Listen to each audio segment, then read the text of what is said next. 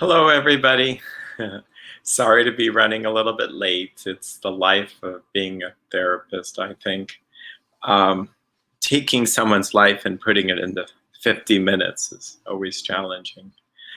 Um, yeah, I'm happy to start this again. I apologize for really not having a set schedule, but it's just the way my life is right now. So I trust that you always pick it up another way through recordings. So all these will be recorded. I'm going to get some things ready here. I'm open to any questions people have. We get a lot of people ask us questions, and so it's helpful to do that.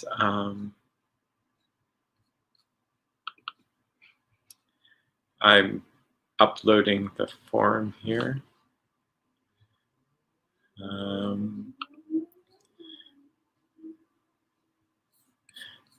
Yeah. My trick, not that you guys need to know, is somehow Google Chrome opens better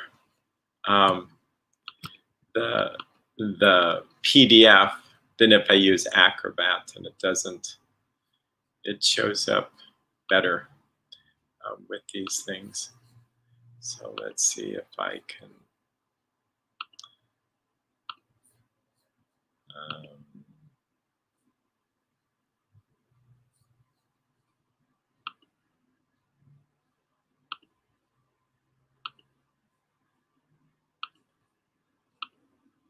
Okay, we're getting there.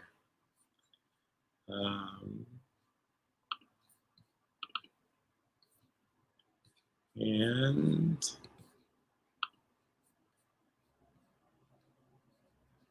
there we are. So we have admitted powerless over lust, and our lives are manageable. We have believed that only a power greater than ourselves will restore us to sanity. And so, that being the case, then we turn our whole life over to the care of God as we understand God. By this time, we will acquire some of God's power, divine energy, or grace, or the Holy Spirit, depending on your belief system there. From there, what blocks us from His grace? Well, it's a couple of things. One is any kind of resentments, fears, dishonesty, and selfishness. So we make an inventory of that. We've shared it with our sharing partner or a sponsor. We've asked God to remove this blockage from our lives. We start doing that daily. But what is left? Well, it's natural that the next thing we need to go through is to look at those people we have harmed and became willing to make amends to them all. It's just natural that we would do that. This is probably the more scarier step for all of us. It's a vital step. Without it, it's just not going to work. Does it produce a lot of humility? It does.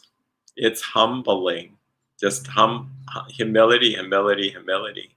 To go to our friends, our spouse, our children, to anybody that we really owe an apology, but more than that, we try to make amends.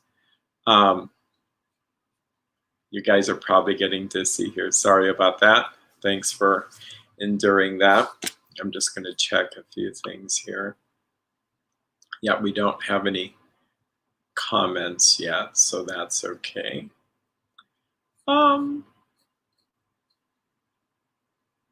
Let's see.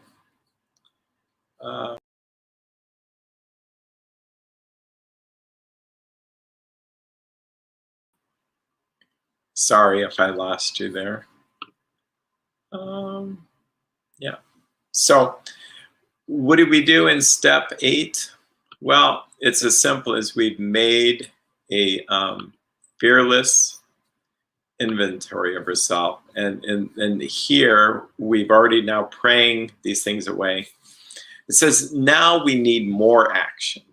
Again, they keep repeating this phrase action, action, action, which we find that faith without works is dead.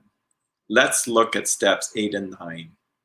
We have made a list of all persons we had harmed and to whom we are willing to make amends. We made it when we took inventory. So see how the steps kind of blend? They were really never meant to be just separated out and spend a month just on step 8 and a month on step 9. No, they even say step 8 and 9.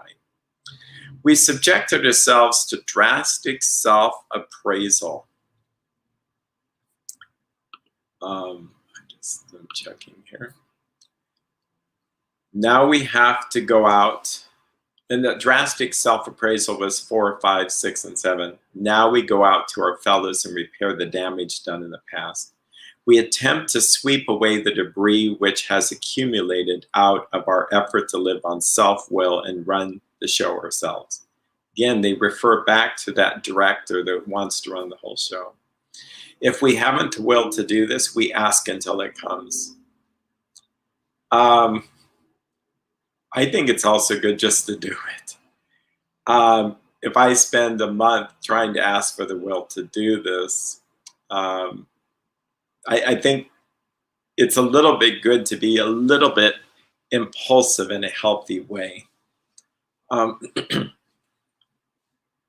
Yeah, and we'll talk about it as we get into it, because your continued sobriety will help be the best amends. You're mending the relationship by staying sober. When you pray, God's more likely to hear your prayers when you're sober, when you have that clean relationship with Him. When you have conversations with people and you're sober, you're more likely to be emotionally present and clean. When you're acting out and using and having dishonesty and all that, you're not really connected to people, you're not connected with God, and we're not connected to ourselves. It says, remember, it was agreed at the beginning we would go to any lengths for victory over alcohol or sexaholism. So again, a reminder saying, look, we'll do anything to get better. And that's why it's vital to keep doing this quicker, because that resolve begins to wear off in about 2 to 3 weeks. Yeah. Perhaps there is still some misgivings. As we look over the list of business acquaintances and friends we have hurt, we may feel diffident about going to some of them on a spiritual basis. Let us be reassured. To some people, we need not and probably should not emphasize the spiritual feature of our first approach.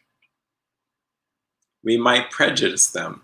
At that moment, we're trying to put our lives in order, but this is not an end in itself. Our real purpose is to fit ourselves to be of maximum service to God and the people about us. It is seldom wise to approach an individual who still smarts from our injustice to him and announce that we have gone religious. In the prize ring, this would be called leading with the chin. Why lay ourselves open to being branded fanatics or religious bores? We may kill a future opportunity to carry a beneficial message, but our man is sure to be impressed with a sincere desire to set right the wrong.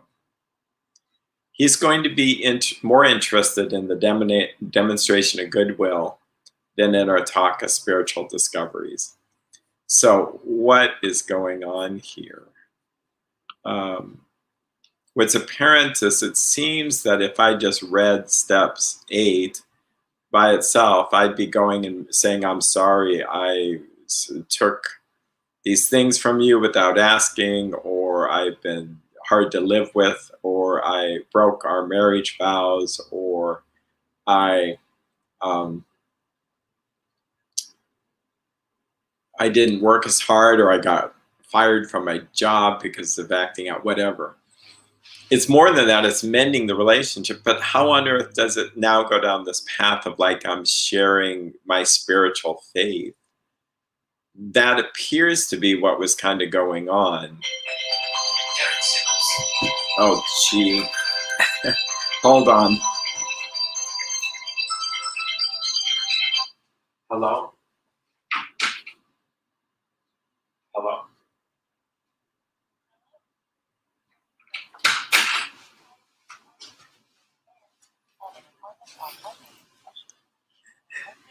It's okay. Sorry about this.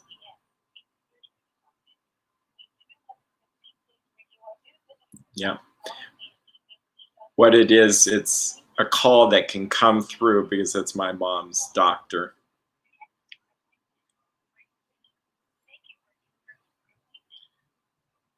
That was an automatic message. So normally it wouldn't come through, but um, it's just telling me that my mom has a doctor appointment to schedule for surgery. So thank you for bearing with that. That shocked me because I know it's normally off. Um, so there seems to be that when people did step 8, that they were sharing what God was beginning to do in their life. Maybe it was because they had such a spiritual experience that it would just tumble out, that they had just prayed, they had just done an inventory, they had just connected with God, and now they're really excited about their new way of living. And so there's actually kind of an encouragement not to go too religious or too spiritual with people you're making amends. So I find that fascinating there. Um, yeah, it was there. You can see that it was there. Uh, it says, but don't use this as an excuse for shying away from the subject of God. So it's about balance. When it will serve any good purpose, we are willing to announce our convictions with tact and common sense. I love that. We share basically what God is doing with us, so the subject of God with tact, and thinking about where that other person's coming from in common sense, like being our feet on the ground here. The question of how to approach the man we hated will arise. Yeah, we may actually owe an amends with someone we really don't like. Yes, we've actually prayed for forgiveness and help us to forgive them and to let go of resentment. But they're still on our list because we know we've harmed them. And it says, it may be he has done more harm than we have done to him. And though we may have acquired a better attitude towards him, we are still not too keen about admitting our faults. Nevertheless, with the person we dislike, we take the bit in our teeth, a horse metaphor, I think. It is harder to go to an enemy than to a friend, but we find it is much more beneficial to us. Huh. We go to him in a helpful and forgiving spirit, for confessing our former ill feeling and expressing our regret. So there's the sense that that's what they're doing. They're going to the people that they had a hard time with, trying to mend the relationship, maybe saying like, Mark, I know we haven't gone along in the past, but I have to confess to you that, and I'll put it in the context of drinking. I'm a drinker, I'm a recovering alcoholic. I'm starting to find spiritual solutions to my problem. And my drinking made me irritable, fault finding, and I'm sorry, but you were the brunt of it. Now, he may have been 10 times worse than I ever was with him.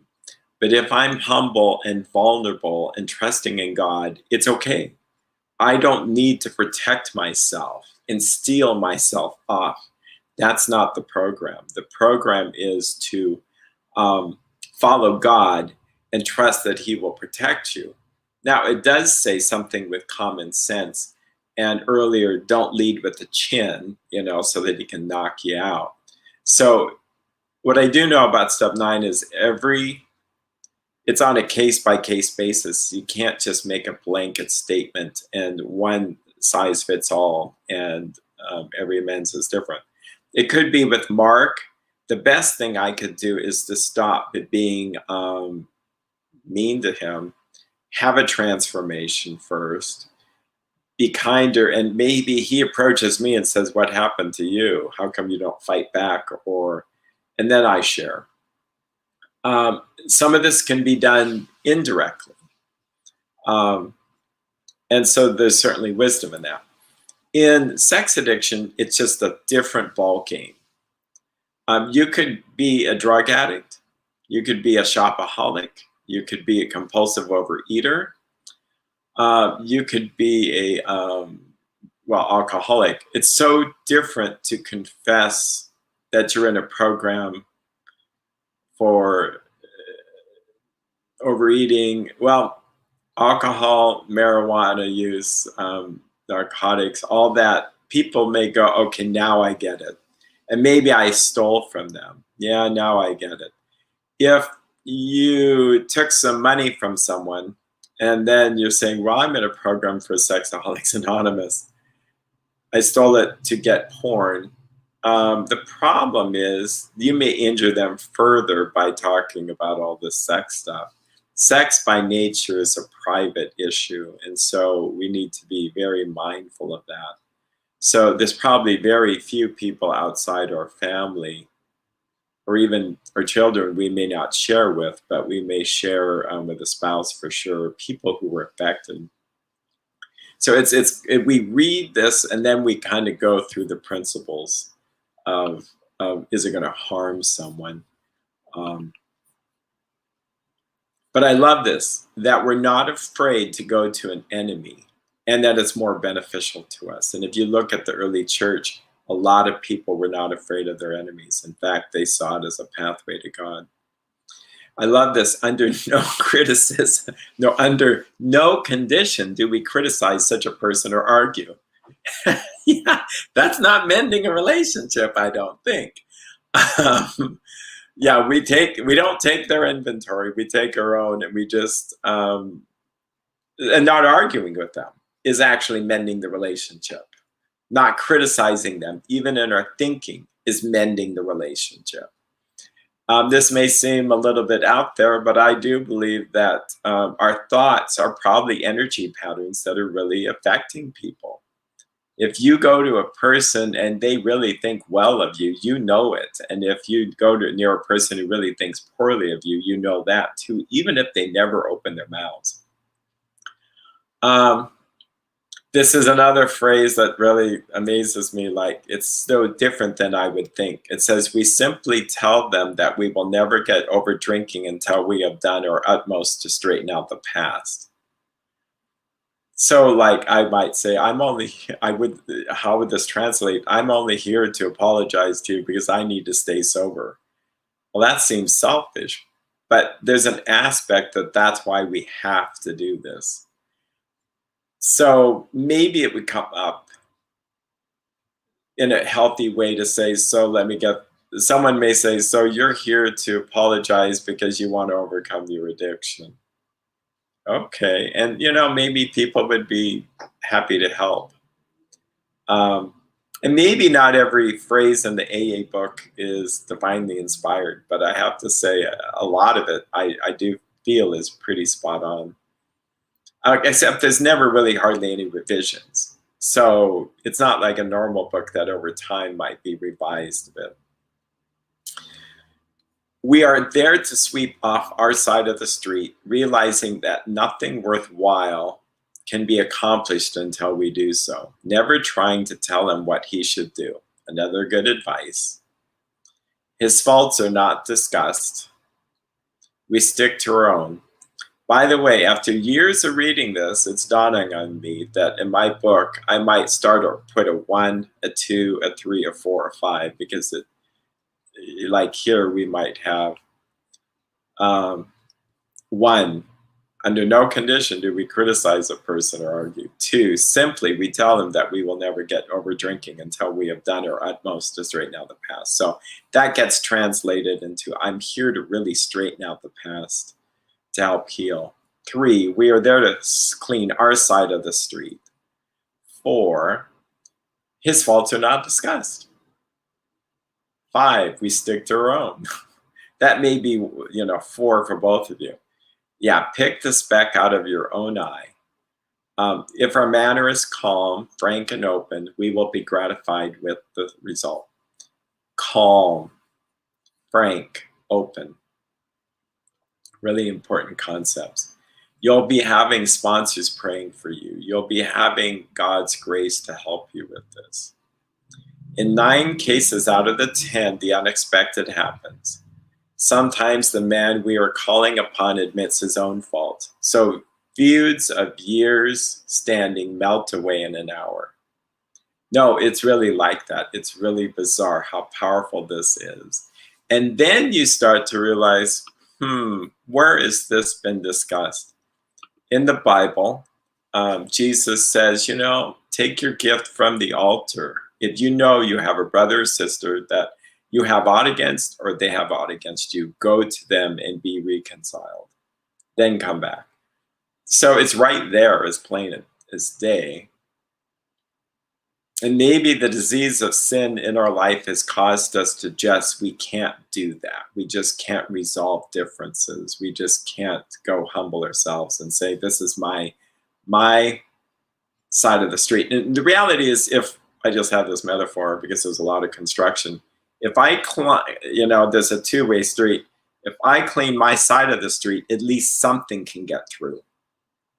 Some form of traffic can get through. So it's cleaning out an artery between both of us. Okay, I'm open to questions, comments, if people have them. We can answer them at the end. Rarely do we fail to make satisfactory progress. Our former enemies sometimes praise what we are doing and wish us well.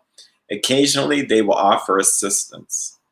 It should not matter, however, if someone does throw us out of his office. We have made our demonstration, done our part. It's water over the dam.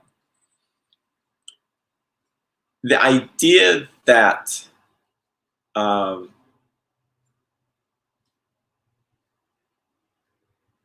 that they will offer assistance is powerful. This is kind of contagious. I've done amends, and when I apologize, the person often apologizes too. Sometimes people say, oh, you don't need to do this. And it's like, but I do. I'm sorry. And I will say 9 out of 10, I don't say I'm a recovering person. Because I feel like they would go, well, that's weird. Well, most of my amends, though, are daily amends, where if I've harmed someone, if I'm mad at a customer service person, I somehow try to make that right. Bringing them granola bars in a bag or something. That was probably my last amends, as I was getting upset with customer service at my insurance agents. And I felt so right, but it doesn't matter. That blockage, I could feel it in the back of my soul, and I was feeling sick from it. It's really important to do this work, to get really clean. If you're so used to being sick and all this garbage, then the reality is you're just used to it. So that's why you almost need help, to have someone say, nope, come on, we're doing this. Take the bit in our teeth. It says most sexaholics owe money. We do not dodge our creditors, telling them what we are trying to do. We make no bones about our lusting. See how that doesn't work? I think it's just good to pay back the money or try to fix things without the backstory when it comes to sex addiction. They usually know it anyway. With alcohol, yes. With sexaholic, maybe not. Whether we think so or not. Nor are we afraid of disclosing our sexaholism on the theory it may cause financial harm. Again, you can see where we use common sense and God's wisdom here. But you can see the fear, the principle is the fear is if a person says, well, I'm an alcoholic and that's why I wasn't really the best worker and best employee, we think it'll cause us financial harm, or if we're going to a creditor. But being members of other programs, I've heard amazing stories.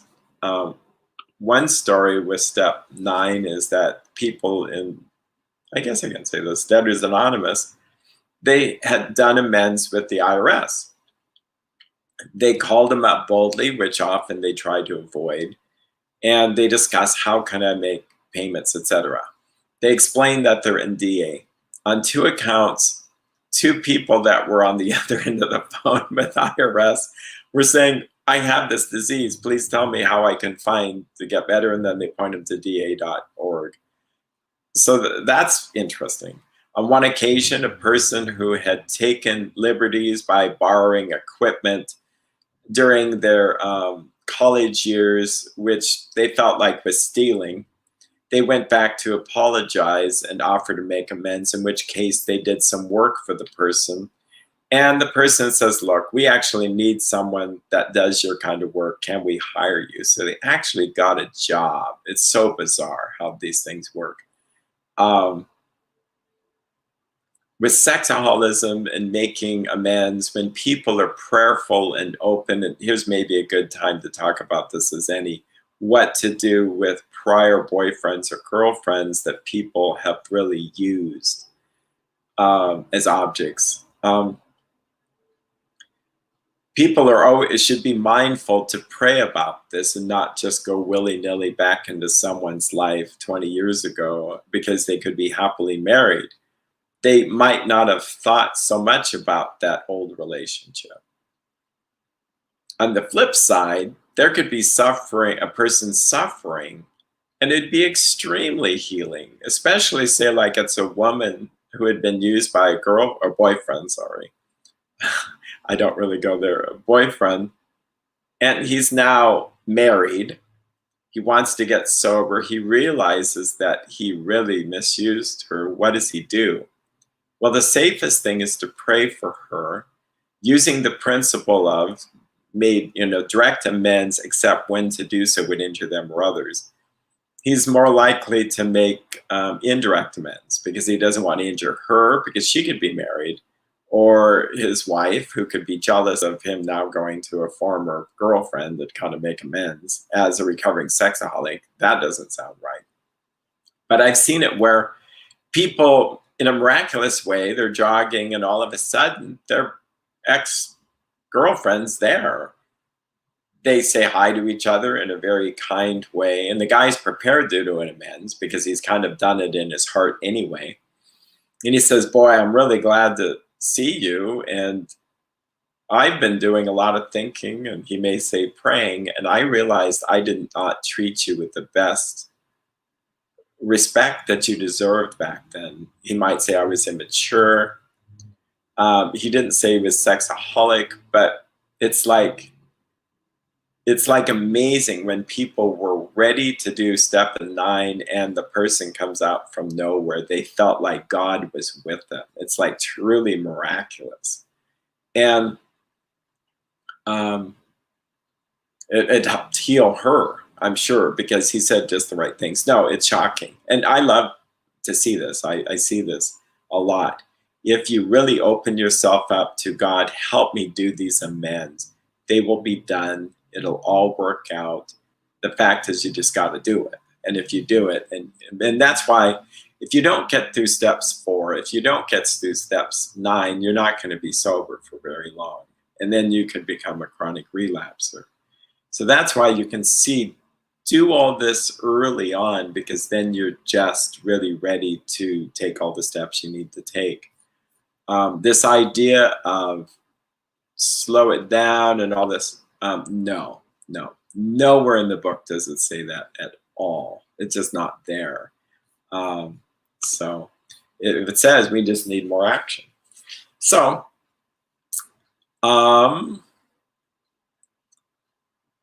yeah, nor are we afraid of disclosing our sexholism on the theory it may cause financial harm. Approached in this way, the most ruthless creditor will sometimes surprise us. Arranging the best deal, we can let these people know we are sorry. Our lusting had made us slow to pay.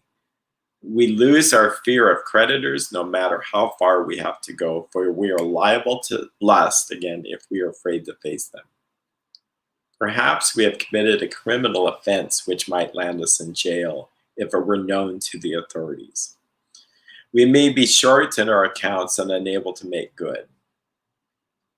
We have already admitted this in confidence to another person, but we are sure We would be imprisoned or lose our job if it were known. Maybe it's only a petty offense such as padding the expense account. Most of us have done that sort of thing. Maybe we are divorced and we are remarried but haven't kept up with alimony to number one. She is indignant about it and has a warrant out for arrest. That's a common form of trouble too. Although these reparations take innumerable forms, there are some general principles which we find guiding. Key words there. They're general principles you follow, and then you'll know what to do. Reminding ourselves that we had decided to go to any lengths to find a spiritual experience, we ask that we be given strength, power, divine energy, and direction or guidance. That's steps 10 and 11, to do the right thing no matter what the personal consequences may be. We may lose our position or reputation or face jail, but we are willing. We have to be. We must not shrink at anything. Wow. So it's a good time to talk about criminal situations. It's a very delicate matter, but it's something that should not be divided up, in my experience. Like, no, if you recover, you recover. And God can help you the same as if you have a criminal situation with sexual addiction or you have a non-criminal situation. You surrender yourself to God, ask that God's will be done. You make amends the same way. Now, after prayer, and you get a number of guidance from people, and if it's felt like best not to turn yourself in with some things, you might get sober and you might stay sober because it's the best for the family. You're not losing your job over something. Say like you were looking at pornography at your work. Maybe better not to confess that, but just to repent and to not do it anymore and stay sober. God might give you the grace to do that. It may be that, I don't know, every situation is different, but it may be that you're never going to get sober until you make it right with your boss. What about underage situations? Can a person hide those things from the authorities and expect to get better? I have known situations years ago where people turned themselves in. I was a professional therapist at the time, and the person turned themselves in. I don't want to divulge anything. It's going to be vague enough that it won't. But I saw amazing things happen. And amazing things happen, meaning I think a couple of situations the people weren't even charged. The person was in therapy. They got themselves into a sex offender treatment program. And guess what? The state decided not to press charges because they felt like, why? The person's already getting better. And the person made amends with their family. And these men, it's amazing because their desire to get well was so strong in them, and to follow God is so strong that they just did what they needed to do. And one of these situations, it came out not by a getting caught situation. It's more like the guy had to do his amends work. And that's how he did that. And it all hit the fan. It was very unpleasant. But in the long run, it was the way to clean out a wound. Had he kept it secret, I could go on and on with this. I know a man who suffered having problems with underage children. He had gone to a former therapist ministry 20 years earlier, and he was confessing this. And they just said, look, if you're telling me you have done this, we have to report you. If you are telling me you have thoughts about it, we don't. So the man changed his story and said, I'm just having thoughts. Well, then the poor guy got into that fix 10 times deeper and really suffered.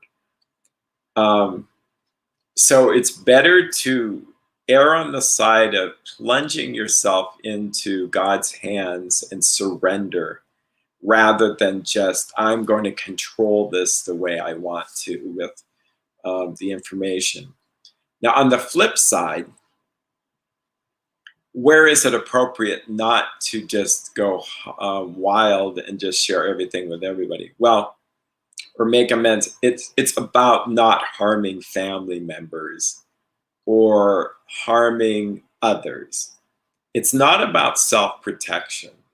And they're clear about that. In fact, if we go back to the reading here, to point out, it says we don't consider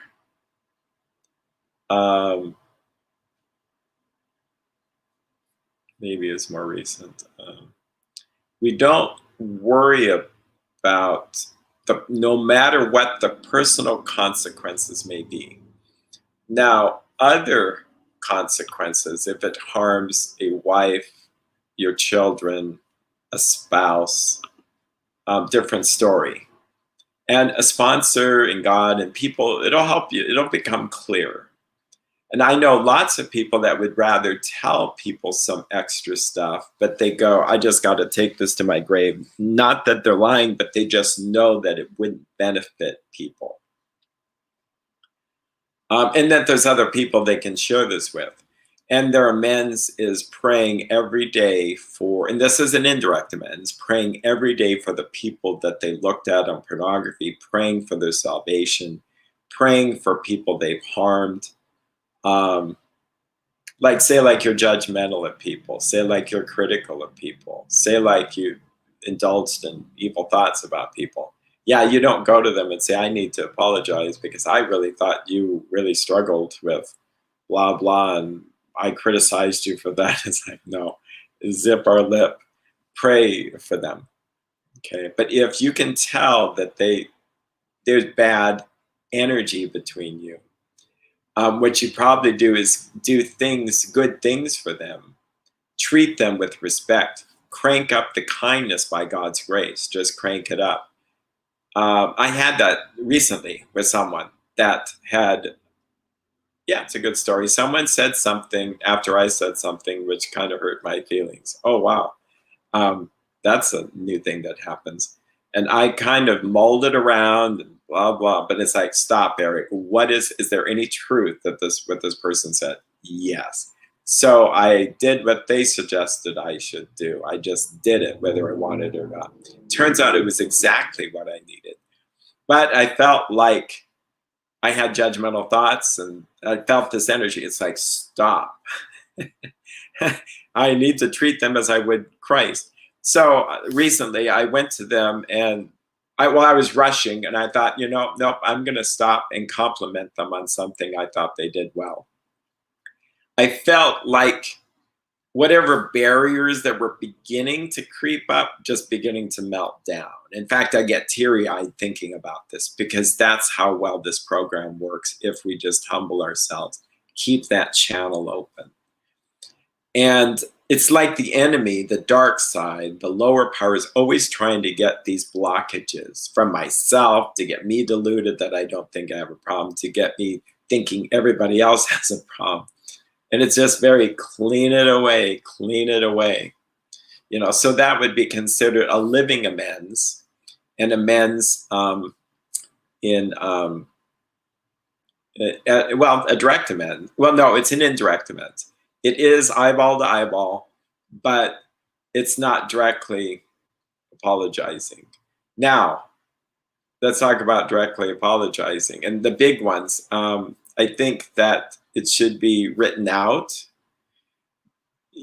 I mean, it doesn't say to write it out, but I do like the idea of writing it out.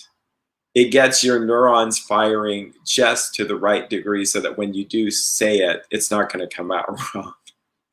And it should be simple, short. Doesn't need to be long. It's weird how it's like 5 to 10 minutes. It doesn't need to be drawn out. Maybe with a spouse, that's called disclosure, where you're talking about what your problems are. And that's kind of really not a 12-step-ish thing. That's more a treatment thing. But the making of amends is an acknowledgement of how much I've harmed the relationship. I've lied. I've manipulated you for sex. And you would make that list out with a sponsor or a therapist or a coach or someone so that you know this is a time when you want to make sure that you get it right.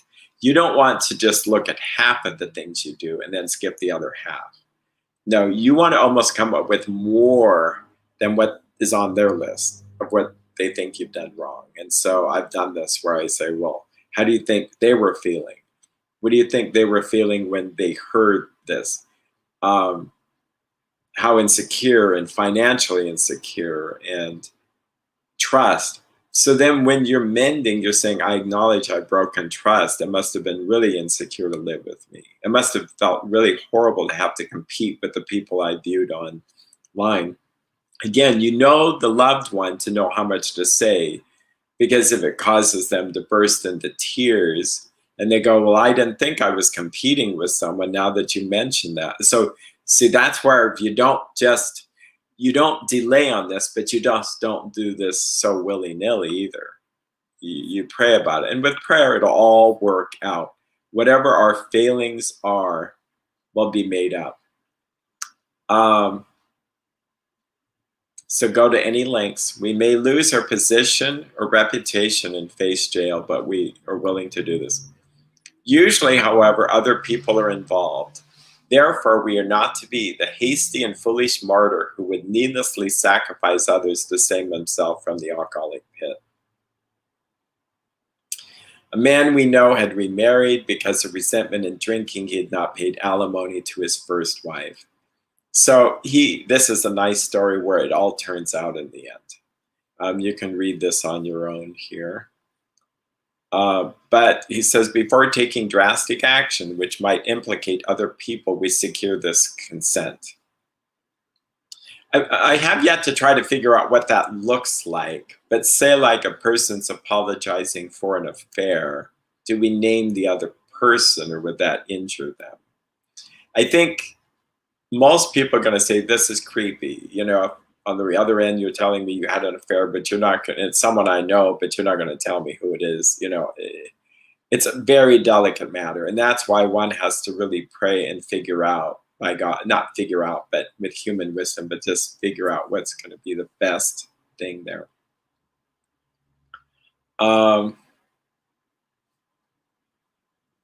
Yeah, this is a fascinating story. I could read it, but I think you're better off just reading it on your own.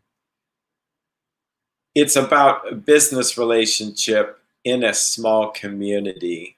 It ends with him apologizing to him and the whole community, I think at a church service. In my mind, that's where it seems. He attended church for the first time in many years. After the sermon, he quietly got up and made an explanation. His action met widespread approval, and today he's one of the most trusted citizens in the town. This all happened years ago. Yeah. It says, the chances are that we have domestic troubles. Perhaps we are mixed up with women in a fashion we wouldn't care to have advertised. Okay, so it's talking about sex addiction. We doubt if, in this respect, sexaholics are fundamentally much worse than other people, but drinking does complicate sex relations in the home. After a few years with an alcoholic, how about sexaholic, a wife gets worn out, resentful, and uncommunicative. How could she be anything else? Yeah, that stings a bit, but it's really important to understand that. The husband begins to feel lonely, sorry for himself. He commences to look around the nightclubs or their equivalent for sometimes besides liquor. Perhaps he is having a secret and exciting affair with the girl who understands. In fairness, we must say that she may understand, but what are we going to do about a thing like that? A man so involved often feels very remorseful at times, especially if he is married to a loyal and courageous girl who has literally gone through hell for him. Whatever the situation, we usually have to do something about it. That's a good phrase. By the way, it reminds me of Bill Wilson. and Bill and his wife, Lois, and they struggled in that area. People say he struggled with sexaholism. I don't know if I should say that because SA didn't exist, and it's something for him to decide for himself. But he was not faithful to his wife. In fact, this is a side note. Some of the royalties from this book went to his mistress. So Bill was not perfect, but neither are we. Where was I going with this? Well, I'll go back to the lost my train of thought. Maybe that was meant to be. Oh, the phrase, what are we? Oh, I was going to share with you, it's really worth watching. My Name is Bill W. And also, these are Hallmark Hall of Fame specials, and that describes AA. And then there's another movie called When Love Is Not Enough. And it's more contemporary, probably still 10, 15 years old, but has to do with Lois's side of the story. It says, whatever the situation, we usually have to do something about it. If we are sure our wife does not know, should we tell her? Not always, we think. So it's in between. If she knows in a general way that we have been wild, should we tell her in detail? Undoubtedly, we should admit our fault. She may insist on not knowing all the particulars. That happens a lot in this. Some people want to know everything that happened. Others don't want to know, just recover. You'll know if the person's asking what happened, then be honest. If the person's not asking, then maybe the most you share is I have a sex addiction and I want to recover and I am recovering. And then you go about it that way.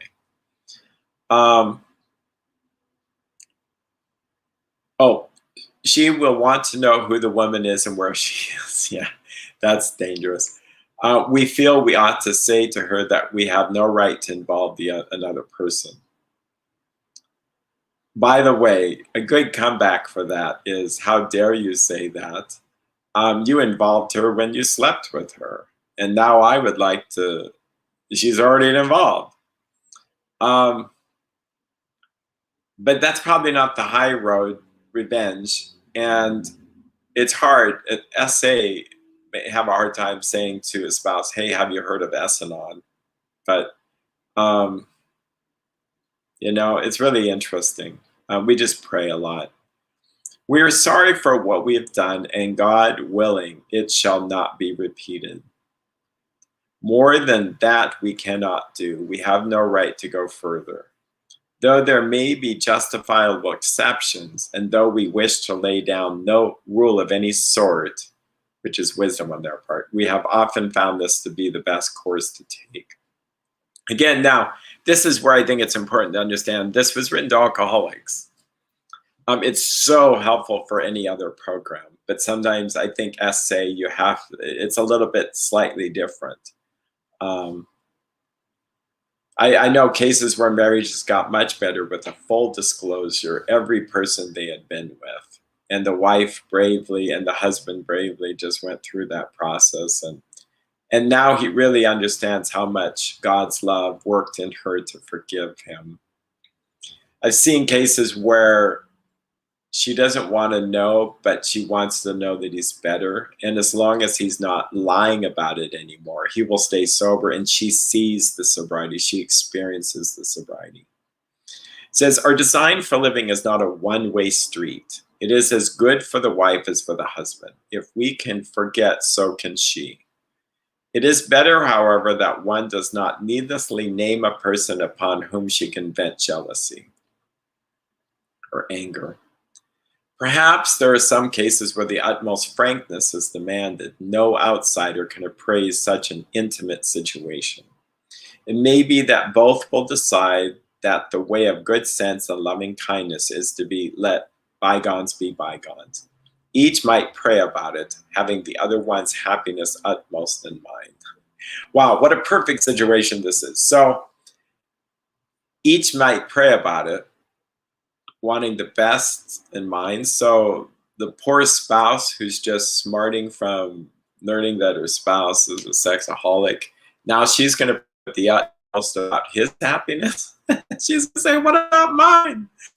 If she goes to 12 steps, she's going to learn that if she focuses on her own happiness, it all falls apart. If she prays and asks for God's will and the power to carry it out, and follows the steps of for getting rid of her own resentments, her own fears, her own selfishness, her own dishonesty. But his side of the street is so much more messier than mine. Yeah, but if we really want peace, we'll do the same program. And it really does work. It's shocking how well this works. It says I get excited talking about it. But so whatever side of the street you're on, whatever, if you're on the offended side, or if you pray for that other person's happiness, it's kind of like a short road to your own happiness.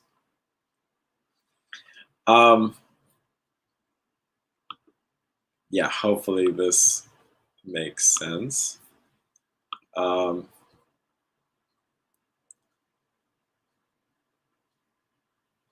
Keeping always in sight that we're dealing with the most terrible human emotion, jealousy. And I think what they mean by jealousy is hurt feelings in the sexual area. Good generalship may decide that the problem be attacked on the flank rather than a face-to-face combat. If we have no such complication, there are plenty we should do at home. Sometimes we hear an alcoholic say that the only thing he needs to do is to keep sober. Certainly he must keep sober, for there will be no home if he doesn't. But he is yet a long way from making good to his wife or parents whom for years had been so shockingly treated. Passing all understanding is the patience mothers and wives have had with alcoholics. Had this not been so, many of us would have no homes today, would perhaps be dead. So you can see the sexism in this is that it's really geared towards, the men, and the women didn't have alcoholism. Now we realize both sexes, genders can have that. I love this phrase. The alcoholic or the sexaholic is think about it this way, the self-willed person, run riot, is like a tornado roaring his way through the lives of others. Hearts are broken. Sweet relationships are dead. Affections have been uprooted. Selfish and inconsiderate habits have kept the home in turmoil. We feel a man is unthinking when he says that sobriety is enough. He is like the farmer who came out of his cyclone cellar to find his home ruined, after a tornado. To his wife he remarked, "Don't see anything matter here, Ma. Ain't it grand that the wind stopped blowing?" And I see that. It's wild. Sobriety is not well. Brace yourself, and I say this to myself, but sobriety is not well. And I know that it's really hard for people when they're starting to get sober and people clap for them in meetings. Well, should we clap for? We should clap for God. Actually, I heard a 12-stepper say that. He said, stop. Don't clap for me. Clap for God. But I'm just getting a gift here. And think of it like we're recovering from cancer. We may be thankful that we have like a year free from cancer, and we would clap. But who are we clapping for? Their hard work? We did something, but it's so infinitely small compared to God's grace that all we can do is be grateful and humble and thankful to the people. So saying all that, if we do it the other side where people are clapping for people because they didn't look at porn for a week or a month or a year, we go, well, good. That's like saying I didn't start a fire in the home and didn't burn the house down. Well, good for you. So we're all going to quick laugh for that person. No, we have to understand, to get out of the denial of this, is that not being unfaithful in our marriage is just the bare minimum to have a relationship.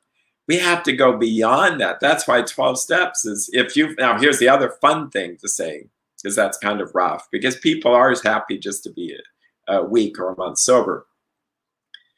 Because when I sponsor people, we have to be very gentle, because once they get sober long enough, they start to see things more clearly. You just can't see it. I'm not going to tell someone like who's 2 weeks sober, well, good for you, but that's nothing, because, okay, so we should be glad that you didn't really destroy the relationship you're in. Yeah, no, we don't say that. We help them get sober by just pointing to God and the steps.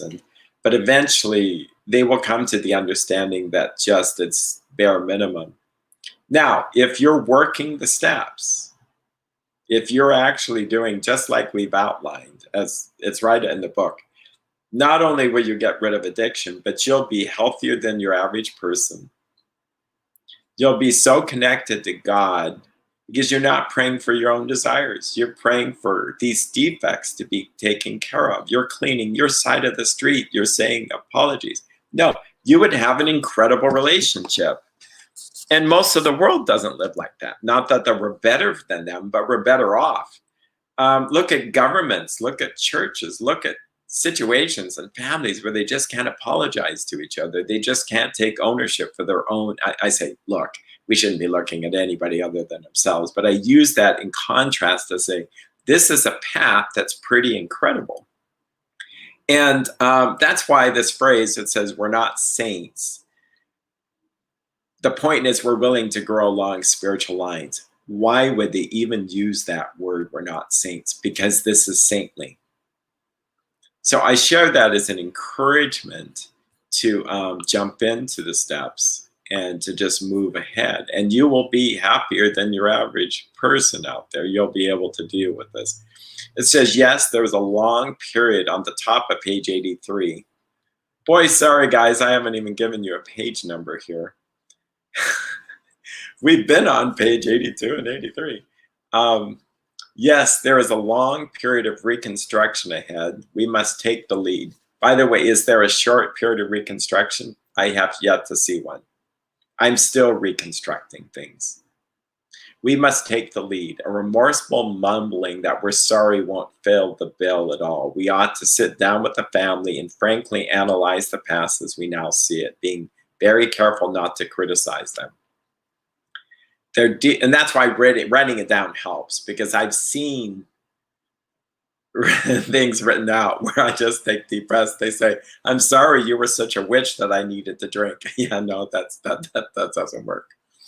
Or I'm sorry that my drinking really turned you into really a witch-like person. No, you wouldn't say that. Their defects may be glaring, but the chances are that our own actions are partly responsible. So we clean house with the family, asking each morning in meditation that our Creator show us the way of patience, tolerance, kindliness, and love.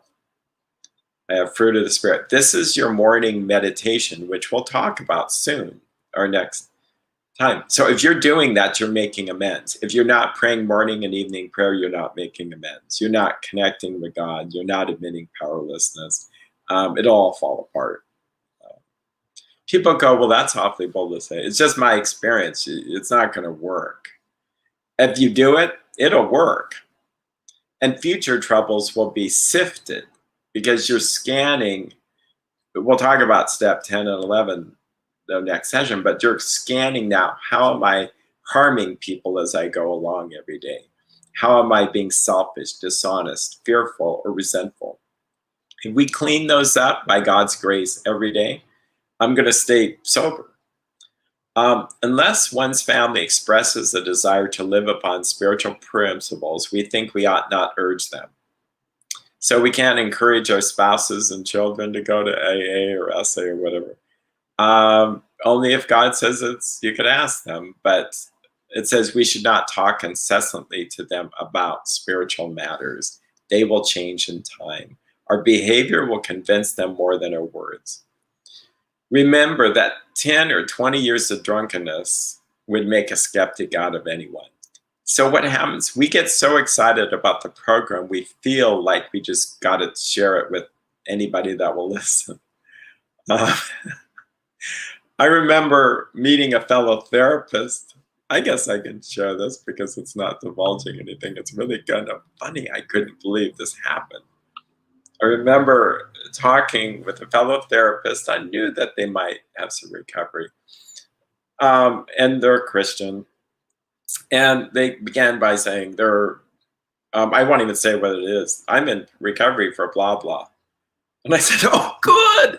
I thought, oh my gosh, that's ridiculous. So then I shared my recovery stories with multiple programs and we just hit it off. But it was really odd to find someone. So then she totally understood the situations when I talk about amends and 12 steps.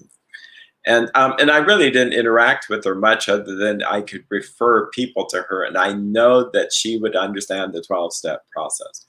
Other therapists don't get it. They're not bad people, but they're going to just encourage you to try harder.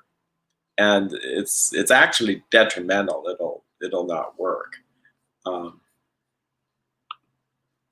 Anyway, we're going to plow on through, even though we're going a little bit longer. We want to get through this step here.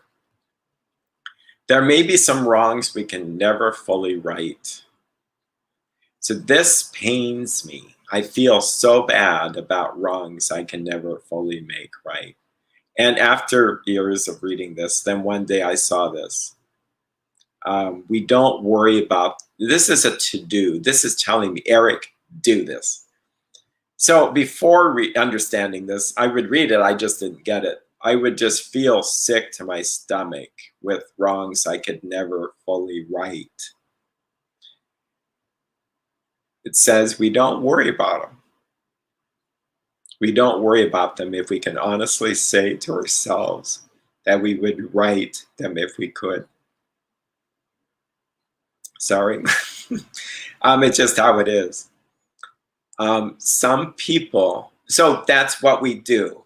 To be mulling around and I'm a bad person, is not making amends. It's not going to help anybody. It really isn't going to help anybody. Because it's selfish.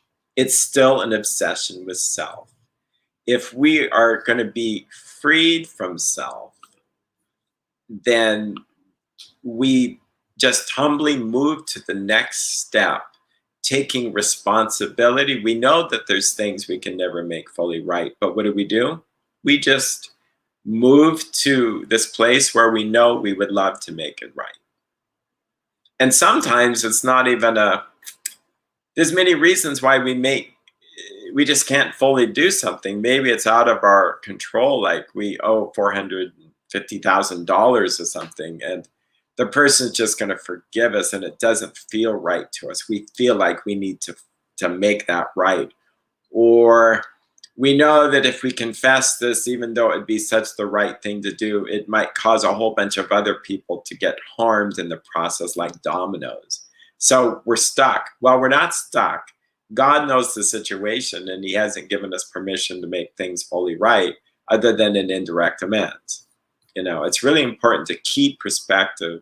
Keeping perspective by staying close to God and a sponsor or people that you trust, a priest, a pastor, is helpful. Okay. Some people cannot be seen. We send them an honest letter. So the people that cannot be seen could be people that passed away, people who they're on the other side of the world. So we send them an honest letter. I think the preference is to try to do this indirect, but sometimes it just doesn't work this way. And there may be a valid reason for postponement in some cases, but we don't delay if it can be avoided. We should be sensible, tactful, considerate, and humble without being servile or scraping.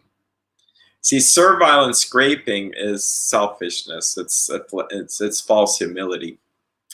Sensible, not our own common sense. I mean, we need our sensibilities redeemed, but tactful. Again, being graphic and all that, yeah, and considerate and humble. As God's people, we stand on our feet. We don't crawl before anyone. I'm not sure what that really means, because sometimes I think it's good to beg and ask forgiveness on our knees. It may seem dramatic in this culture, but it's not necessarily a bad thing to show that kind of humility. But I think they're just trying to avoid this false humility where it's manipulative. And then the person feels so bad because the person's crying and throwing dirt on their head. And it's like, well, then it becomes something else. Okay. A good way to end is with the promises. Now, if you've attended any 12-step program, you're going to learn that in the meetings, they actually read the promises. Where did the promises come from? The promises are actually the 9th step promises and not the promise for every recovery. Now, they end up being the promises for recovery. By the way, at step 9, that could have been the way this ended, because in a way, it would never end there, but you really cleaned out the major artery and you now have the power of God. You have the spiritual experience. Steps 10 and 11 or 12 are just continuing this. So that's why you're going to have this feeling. It says, if we are painstaking about this phase of our development, we will be half amazed before we're halfway through. Halfway through what? Making our amends. We're going to know a new freedom and a new happiness. We will not regret the past nor wish to shut the door on it. We will comprehend the word serenity and we will know peace. No matter how far down the scale we have gone, we will see how our experience can benefit others. That feeling of looseness, that feeling of uselessness and self-pity will disappear. We will lose interest in selfish things and gain interest in our fellows. Self-seeking will slip away. Our whole attitude and outlook upon life will change. Fear of people and of economic insecurity will leave us. We will intuitively know how to handle situations which used to baffle us. We will suddenly realize that God is doing for us what we could not do for ourselves. Are these extravagant promises? And we all say, we think not. They are being fulfilled among us, sometimes quickly, sometimes slowly. They will always materialize if we work for them. So there you have it. That's the promises. And there just happens to be 12 of them. And not to memorize things, but if you are in meetings enough pretty soon, and you read this enough, pretty soon these things stick in your mind. And what will happen is when you're having a rough day and it's like, well, am I regretting the past as much? No. Am I wishing to shut the door on us? No. Am I losing day to day this self-orientedness? Hopefully. Fear of people and of economic insecurity. Will it leave us? Yeah, it's leaving us. Because we're putting our trust in God. We will gain interest in our fellows. So I will say that the next session, steps 10 and 11, are like incredible. Incredible. They're probably my favorite thing now, and it's probably what I try to do every day. If you want to read ahead, it's pages 84 to 88. And I tell people a lot, if you just read that, do that every day, something will happen. There's probably a few things to say more about 9th step that now come to mind. One is that you'll hear people list there's 4 amends: direct, indirect,